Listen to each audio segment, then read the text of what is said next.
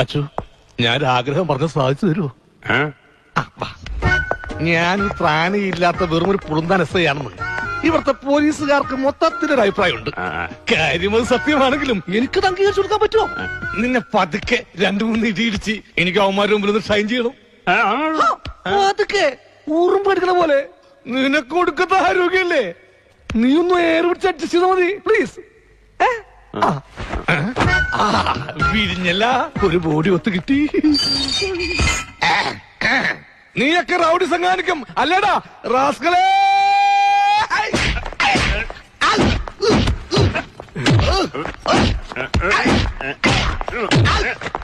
അതോട്ട് സംസാരിക്കൂടാ. എന്റെ കൈയുടെ ചൂടറിയടാ.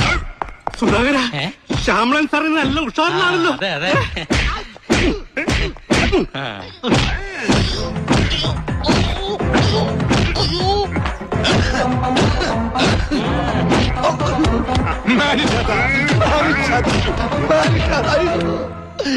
എന്റെ പിള്ളേർക്ക് അച്ഛനില്ലാണ്ടാക്കരുത് പ്ലീസ്.